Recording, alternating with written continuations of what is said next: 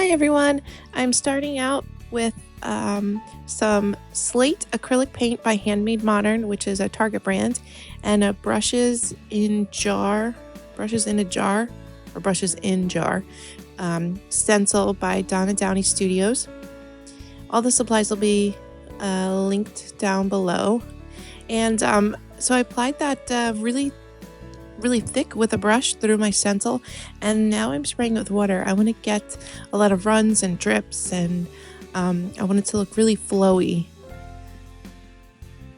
And then I dry that really quick, and I'm putting some titanium white acrylic paint on top of that, so you can see the gray like in the background, and then like the white is really crisp, and you can tell the outline of the jar. And this is some Indian Yellow Hue Golden Fluid Acrylic, and I'm just applying that to what would be like, I guess, the handle or the barrel, the handle of the brush, of the paintbrush. And now I'm applying white to what should be the bristle part of the paintbrush, and I'm making it like really globby and textury. And now I have some Dina Wakley Media acrylic in fuchsia, and I'm going to apply that to the tips of my paintbrush. But first I add a little bit of water to make it a little more fluid, because it's really heavy body.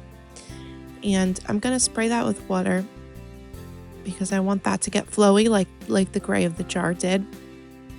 But it is going to lose some of its definition, or a lot of its definition. But that's okay, because I'm going to take care of that. I'm going to make sure that's dry, and then I'm going to go back in with some more of that fuchsia and just go over the tips, so to get more of the definition of the paintbrush back.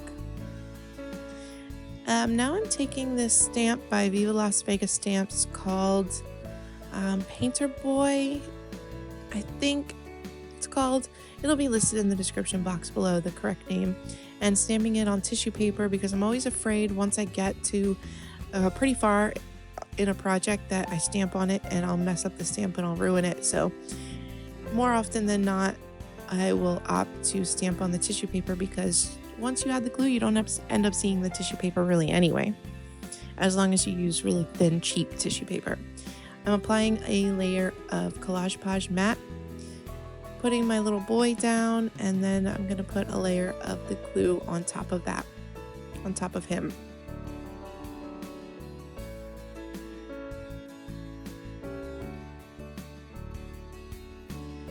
So now that he's dry, I'm just trying to figure out where to put my little sentiment strips, and these are the Tim Holtz Small Talk or Chit Chat. I can never remember which. They're the ones with the phrases on them, and that'll be linked down below. I'm really not doing so good with the names of things, but I was trying to mess with placement, and I wasn't really liking where anything was, because I didn't want to. The little boy's naked and you could see his butt. Let's just be for real. So I didn't want to draw attention to his butt. I didn't want to like the words to seem like they were pointing towards his butt. So I just added a third little phrase, and I felt like that kind of took the emphasis away a little. So I took a regular drawing pencil and outlined my brushes and the jar with like some scribbles and some sketchy lines. I felt like it needed a little more definition.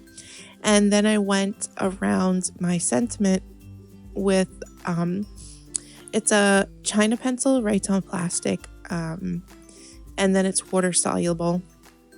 So I just drew around it, and it wasn't getting close enough to the words for me, so I scribbled a little bit on my nonstick craft sheet and just added some water and outlined it like that.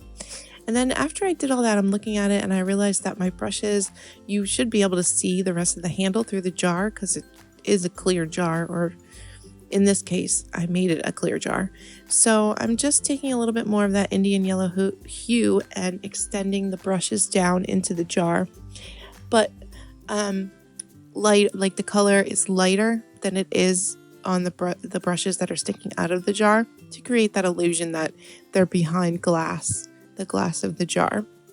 I'm taking what's left of the Indian Yellow hue and adding some splatters all over my page. And now I'm just going to go around the whole page with an ink pad. I think it's the archival ink and watering can. Yeah, because it's a gray color. And then I'm adding some Lindy Stamp Gang flat Fabio and in a black, and just adding some splatters. And that's it for my page. Super simple, but I really like it. So thank you for watching. Like I said, in the description box below is a complete supply list. And if you have any questions, let me know. Thank you for watching. Bye-bye, guys.